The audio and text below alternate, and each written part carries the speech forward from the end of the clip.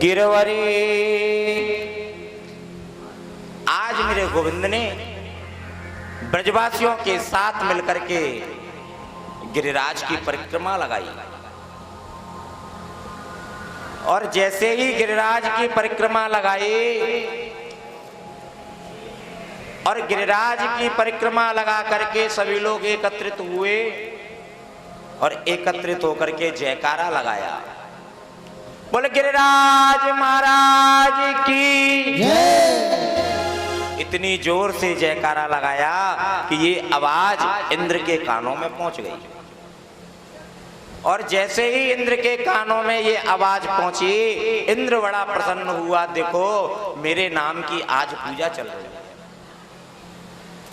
नारद जी पहुंच गए, बोले भैया ये तुम्हारे नाम की पूजा नहीं चल रही है, ये तो ब्रज में एक छोटे से बालक ने 7 कोस लंबे चौड़े गिरिराज गोवर्धन की पूजा करवा करके आज आपकी पूजा को बंद करा दिया। इंद्र ने कहा मेरी पूजा को बंद करा करके गिरिराज की पूजा करा दे। गणम सामर्वतकम नाम मेघानां शांतकारिणां इंद्रा प्रचोदयत् क्रुद्धो वाक्यंचाहे समान्युता। प्रवर्तक और सामवर्तक नामक मेघ बुलाए और इनको आदेश कर दिया, बोले जाओ जाकर के पूरे ब्रजमंडल को बहा दो। अब तो प्यारे हाथी की सूंड के समान जल वृष्टि पूरे ब्रज में प्रारंभ हो गई। अब तो ब्रजवासी बोले ओ भैया अपने गिरिराज से कहे हमें बचाए, अपने गिरिराज से बोल तो सही हमको बचाए, ये इंद्र का प्रकोप है, अब इंद्र के प्रकोप से हमारी रक्षा करे।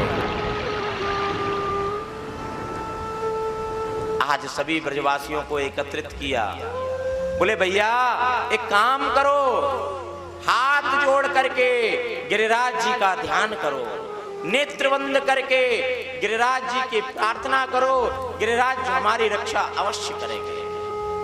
सभी ब्रजवासी कन्हैया के साथ खड़े हो गए, हाथ जोड़ लिए, नेत्र बंद कर लिए और नेत्र बंद करके आज गिरिराज से प्रार्थना कर रहे हैं, प्रभु हमारी रक्षा करो।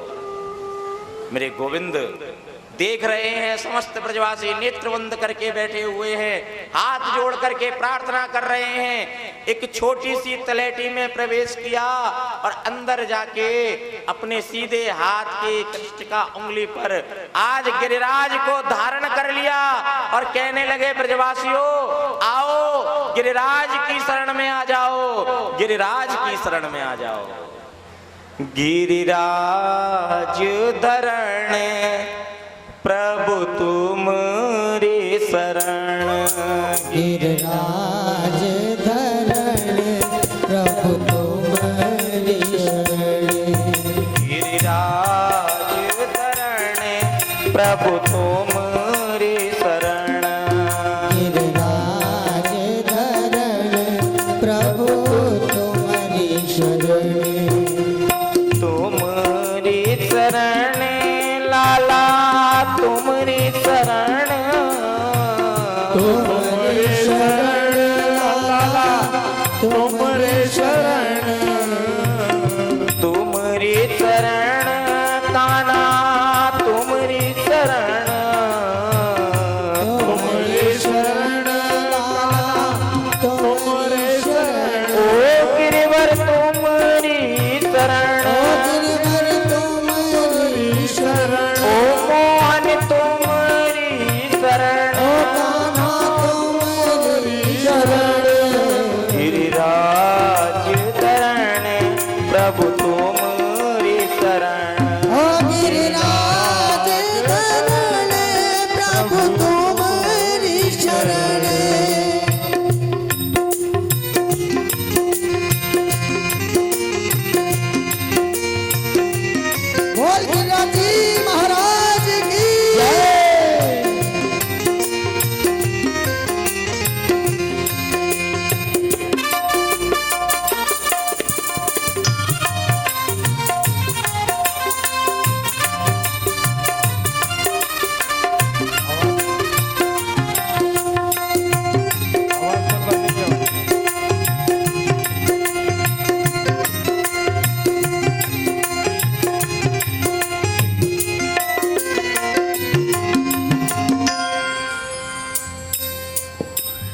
तुमरी शरण कान्हा तुमरी शरण, तुम्हारी शरण कान्हा तुम्हारी शरण।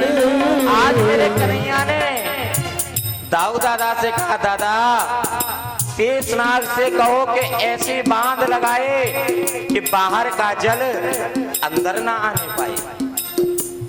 सुदर्शन मुनि को कह दिया, सुदर्शन बोले जाओ गिरिराज की चोटी पर विराजमान हो जाओ और ऊपर से जो जल वृष्टि हो रही है उसको वहीं की वहीं सुखा दो। अगस्त जी महाराज का ध्यान कर लिया, अगस्त जी महाराज आ जाओ, कहाँ हो आप, आकर के गिरिराज की चोटी पर विराजमान हो जाओ और जो जल इंद्र वर्षा कर रहा है उसका पान कर जाओ। जय हो गिरिराज धरण प्रभु तुम्हारी शरण, गिरिराज धरण प्रभु तेरी शरण। ओ तेरी शरण प्रभु तेरी शरण, तेरी शरण प्रभु तेरी शरण, तेरी शरण प्रभु तेरी शरण, तेरी शरण प्रभु तेरी शरण। गिरिराज धरण प्रभु तेरी शरण, गिरिराज धरण प्रभु तेरी शरण। गिरिराज धरण प्रभु तेरी शरण, गिरिराज धरण प्रभु तेरी शरण।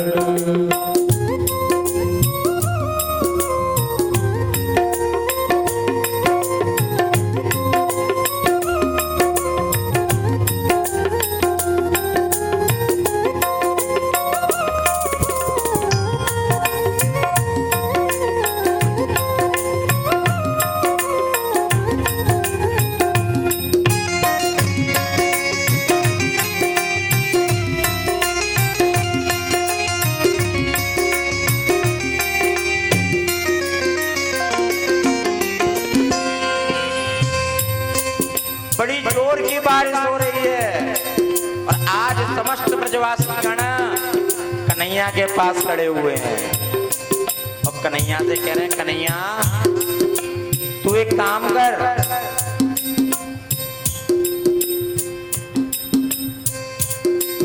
तूने ये जो गिरिराज अपनी उंगली पे धारण कर रखा है ना, तू अपनी उंगली हटा ले।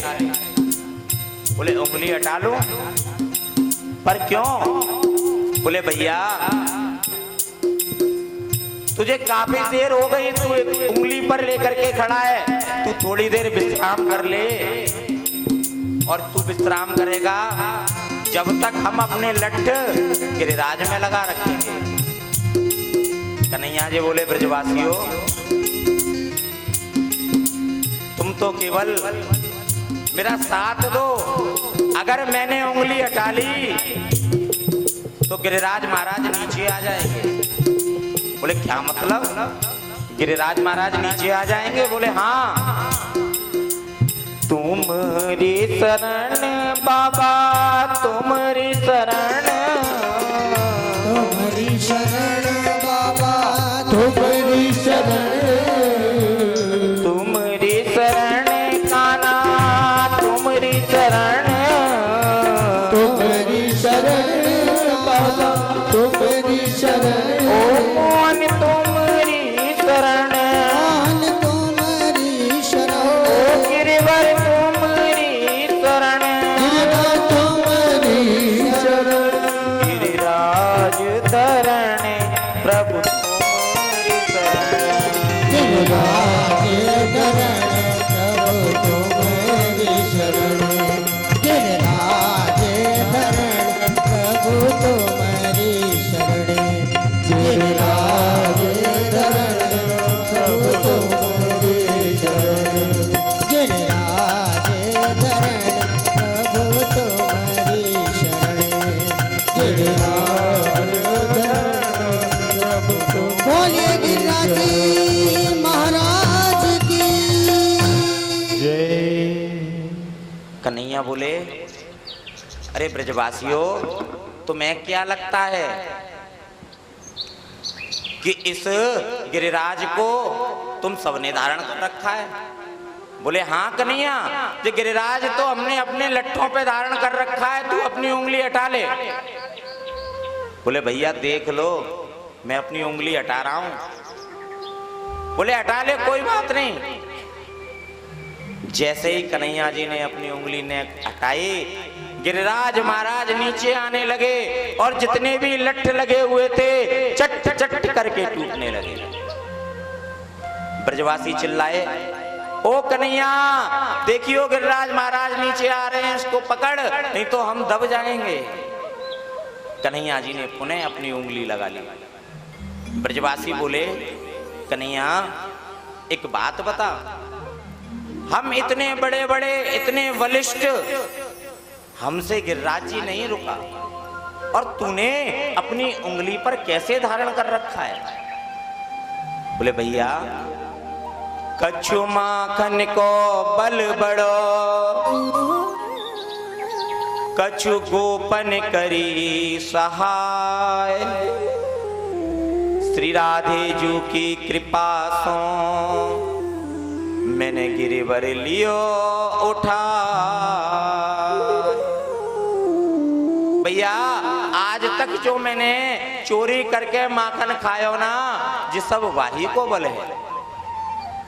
ग्वाल बाल बोले, भैया हमने कहा तुम्हारी सहायता करी।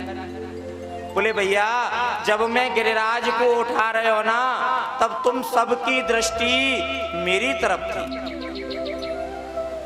तो तुम्हारे सबके नेत्रों से जो बल था वो मेरे अंदर आ गया। ब्रजवासी बोले, अच्छा जब ही हम कहें हमारे शरीर का बल कहां गया? अब तक तो माखन चोर, चीर चोर, अब शरीर के अंदर घुस के बल भी चोरी करने लगा। कन्हैया तू क्या क्या चोरी करेगा? कन्हैया जी बोले, अरे ब्रजवासियों, यही तो तुम्हारा प्रेम है, यही तो तुम्हारा स्नेह है, जिसने मुझे इतनी सामर्थ्य दे दी कि मैंने गिरिराज को धारण कर लिया। परीक्षित ने पूछा, ये अगस्त जी कौन थे जिनको ऊपर बुलाया गया? बोले एक बार माता सीता ने दशरथ जी का श्राद्ध किया, राम जी से कहा, बोले जाओ ऐसा ब्राह्मण लेके आओ जो मन भर के भोजन करे। पेट तो सबके भर जाते हैं, लेकिन मन बहुत कम लोगों का भरता है। बोले आप ऐसा ब्राह्मण लेके आते हो जो 2 पूड़ी खाता है, 4 पूड़ी खाता है, बस चला जाता है। अब की बार ऐसा ब्राह्मण लाओ जो भोजन करने में आनंद आ जाए और मुझे भोजन कराने में आनंद आ जाए। भगवान राम पहुंच गए अगस्त जी के पास। बोले प्रभु आज आपका निमंत्रण है। बोले निमंत्रण है? कैसा निमंत्रण है? बोले मन भर के भोजन करना है, मन भर के करना है, देख लो। बोले ठीक है देख लिया, आप आ जाना बस। अगस्त जी महाराज पहुंचे। माता सीता ने देखा दुबला पतला शरीर, एक एक हड्डी गिन सकता है कोई भी बालक। राम जी से बोली, क्या जय ब्राह्मण मिला तुम्हें? बोले पहले भोजन तो कराओ। थाली लगाई, थाली लगा करके अगस्त जी महाराज के सामने थाली परोसी गई। थाली को देखा और अगस्त जी महाराज मुस्कुराए। माता सीता ने पूछा, क्या हुआ, मुस्कुरा क्यों रहे हो? बोले माते मैं देख रहा हूं ये सब्जी मैं कान में डालूं या आंख में डालूं। बोले क्या मतलब? बोले माते ये तो कम है। बोले आप भोजन तो करो, मैं और लेके आती हूं। माता सीता अंदर गई और जब तक बाहर आई देखा थाली साफ, और भोजन लेके आई। फिर अंदर गई, फिर लेके आई थाली साफ। शाम तक जितना रसोई में भोजन था सब समाप्त और भोजन अभी चल रहा है। माता सीता पहुंची उर्मिला मांडवी सुतकीर्ति के पास। बोले चलो बहनों मेरी मदद कराओ, सब लोग भोजन बनवाओ। आज ऐसा ब्राह्मण आया है, सुबह से भोजन कर रहा है, अभी तक भोजन नहीं हुआ है। अब तो उर्मिला, मांडवी, सुतकीर्ति, माता सीता चारों रसोई में लगी हुई हैं, भोजन बन रहा है, अनवरत भोजन बन रहा है और अगस्त जी महाराज भोजन कर रहे हैं। 8 दिन बीत गए, भोजन अभी चालू है। माता सीता बोले भैया भोजन बनाते बनाते 8 दिन बीत गए, अब गणेश जी को बुलाओ। गणेश जी को बुलाया गया, रिद्धि सिद्धि के साथ गणेश जी आ गए और रसोईया बन गए, भोजन बनने लगा। अगस्त जी महाराज भोजन कर रहे हैं, भोजन करते करते 27 दिन बीत गए। माता सीता 7वें दिन राम जी के पास पहुंची, 27वें दिन राम जी के पास पहुंची। बोले प्रभु जब लाते नहीं थे तो ऐसा ब्राह्मण लाते थे कि 2 पूड़ी 4 पूड़ी, और आज लाए हो तो ऐसा ब्राह्मण लाए हो जो 27 दिन से भोजन कर रहा है। बोले तो भोजन कराओ, अभी पूछ के आओ आधा भोजन हुआ कि नहीं हुआ। माता सीता गई, जाकर के पूछी प्रभु क्या जल लेके आऊं। बोले जल मैं पी लूंगा माते, मैं मांग लूंगा, आप तो भोजन कराओ। माता सीता बोली प्रभु नियम है कि आधा भोजन हो जाए तो जल पिया जाता है। देवी जब आधा भोजन हो जाएगा ना मैं अपने आप जल ले लूंगा, आप तो भोजन कराओ। माता सीता प्रभु के पास पहुंची, प्रभु 27 दिन हो गए, अभी आधा भोजन नहीं हुआ है, अभी कितने दिन भोजन चलेगा समझ में नहीं आ रहा है। अब आप हमारी सहायता करो, हम आपकी शरण में हैं प्रभु। भगवान राम पहुंचे अगस्त जी के पास। बोले प्रभु अब आपकी माता तृप्त हो गई हैं। जैसे ही इतना कहा अगस्त जी महाराज बोल पड़े, बोले लाओ जल लेकर के आओ। भगवान श्री राम माता सीता को लेकर के सामने खड़े हो गए। प्रभु जब आपने आचमन किया था अयोध्या के सभी माट मटके उसी समय खाली हो गए, अब हम आपको जल नहीं पिला सकते। बोले तो आपका तो श्राद्ध अधूरा है, जब तक जल नहीं पिया जाएगा जब तक तो श्राद्ध पूरा नहीं माना जाएगा। भगवान बोले द्वापर के अंत में जब मेरा कृष्ण अवतार होगा तब मैं गिरिराज धरण की लीला करूंगा, इंद्र बारिश कराएगा, मैं आपका आवाहन करूंगा, तब आप आ जाना और गिरिराज के ऊपर बैठ करके जितना जल पीना चाहो आप पी लेना। बोले 1 युग प्रतीक्षा करना है, कोई बात नहीं, मैं 1 समाधि लेता हूं, 1 युग बाद ही खोलूंगा। तब से आज अगस्त जी की समाधि खुली और अगस्त जी महाराज ऊपर बैठ करके जो भी जल बरसाया गया वो सब पान कर गए। इंद्र ने भेजा अपने दूतों को, बोले भैया जाओ देख करके आओ, अब तो ब्रज बह गया होगा। और जैसे ही दूतों ने देखा जाकर के बताया, बोले इंद्र ब्रज में तो धूल उड़ रही है, वहां कोई जल नहीं है। क्या मतलब? वो जल कहां गया जो बारिश हुई? बोले भैया वो जो जल था ऊपर से सुदर्शन ने सुखा दिया, शेषनाग ने ऐसी पांद बांधी कि बाहर का जल अंदर नहीं आया, और जो जल था वो अगस्त जी महाराज पान कर गए। अब तो इंद्र पश्चाताप करने लगा, बोले हो ना हो कहीं ये परब्रह्म परमात्मा तो नहीं, और अगर ये परब्रह्म परमात्मा है तो मुझसे बहुत बड़ी गलती हो गई, मुझे जाकर के उनसे क्षमा प्रार्थना करनी चाहिए। आज इंद्र भगवान श्री कृष्ण के पास आ रहा है और आकर के भगवान के चरणों में बैठ गया और चरणों में बैठ करके प्रार्थना कर रहा है। विशुद्ध सत्वम तव धाम शांतमं तपोमयं ध्वस्तरजस्तमस्तकं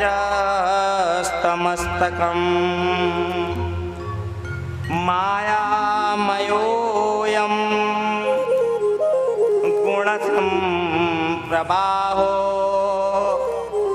न विद्यते ते गृहणानुबंधा।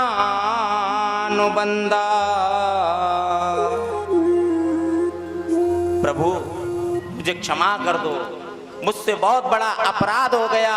हजारों ऋषि मुनि तपस्या कर करके चले जाते हैं, लेकिन फिर भी वो आपको समझ नहीं पाते। मैं तो एक छोटा सा इंद्र हूं, मैं भला आपको कैसे पहचान पाता। प्रभु धन्य है ये ब्रज की रज, जहां आप नंगे पैर विराजमान हैं। मैं इस ब्रज की मस्तक को, इस ब्रज की रज को अपने मस्तक पर लगाता हूं। विशुद्ध सत्वम तव धाम शांतमं तपोमयं ध्वस्त रजस्तमस्तकम्।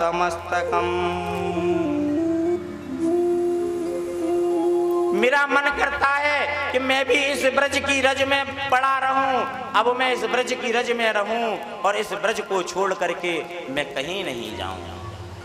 प्रभु मुझे पेड़ बना दो, पौधा बना दो, मुझे कीड़ा बना दो, मक्खी बना दो, मच्छर बना दो, मुझे इस ब्रज में बास दे दो। प्रभु मैं इस ब्रज में बास पाने के लिए तरसता हूं और इन ब्रजवासियों में से आप किसी को भी इंद्र बना दो।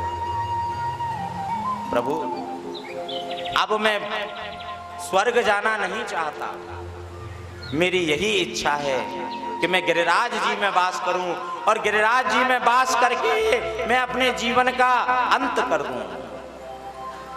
श्री गिरिराज वास मैं पाऊं, ब्रज तज बैकुंठ न जाऊं। डोलू में लता पतन में